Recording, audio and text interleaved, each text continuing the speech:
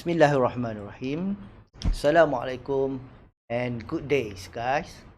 For today's lesson, it's going to be very short and quite simple. So I hope during this whole lesson, it doesn't really bore you. Before we begin the lesson, I'm going to go through with you a few vocabulary that you need to know by the end of this lesson. With that, I need you to read together after me. Are you ready? Let's start. Set the table. Set the table. Clear the table. Clear the table.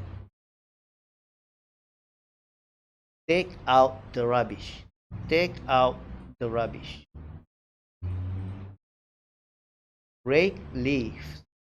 Rake leaves. Shovel snow. Shovel snow. Feed the fish. Feed the fish. So, these are vocabulary that you need to know. For today's lesson, it's because after this I'm going to read a text for you and I want you to focus. What do Beth, Wadida and Max do at home? So, before I read the text, I hope you can prepare a piece of paper beside you and jot down some important points based what you listen from Beth, Wadida and also Mark. Are you ready? If you're ready, let's start. Hi, I'm Beth. I always help at home. Every morning I have to make my bed and feed the fish. In the evening I have to take out the rubbish. Okay, what does Beth have to do at home? She has to make her bed and feed the fish. In the evening, she has to take out the rubbish, so she has 3 things to do at home. Next is Wadida. I'm Wadida. I always help my mom in the kitchen, but I never cook. I have to set the table before dinner and clear the table after dinner. I also do the washing up. How many things that Wadida do at home? She always help her mom in the kitchen, but she never cook. What Wadida does at home are to set the table before dinner and clear the table after dinner. She also does washing up. So there are 3 things that Wadida does at home. Okay, next, let's hear from Mark.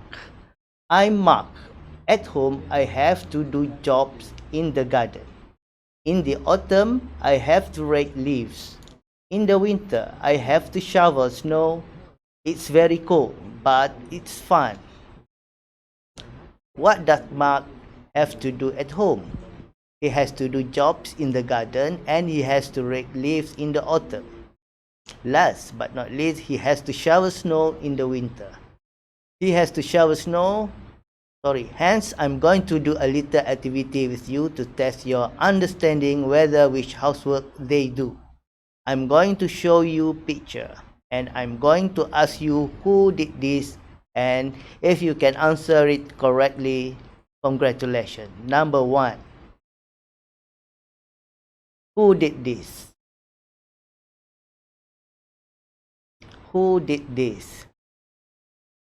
It's Beth. Did you manage to get your answer correct? Next, shovel snow. Shovel snow. Who has to shovel snow? It's Mark. Number 3. Who did this? Setting the table. Setting the table. Wadida. Next, rake the leaves. Who has to rake the leaves? It's Mark. Remember, Mark has to rake the leaves in the autumn. Next, who has to clear the table? It's Wadida. Remember, Wadida always help her mother in the kitchen, but she never cooks. She only set the table before dinner and clear the table after dinner, as well as doing some washing up. Next, who did this? Take out the rubbish. It's Beth.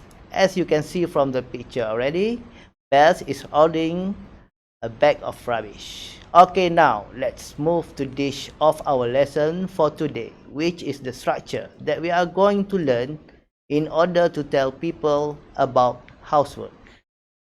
What are the structure? Let me show you.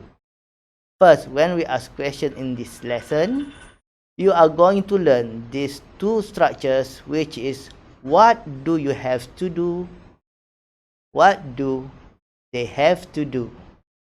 And when we try to answer to these questions, they are the structure that we need to use. I have to, and also they have to. Did you see the words in the blue color? Well, when you want to explain more on things that you don't need to do, then we use I don't have to, or they don't have to. In this lesson, you will only have to focus on using the subject pronoun you, they, or I.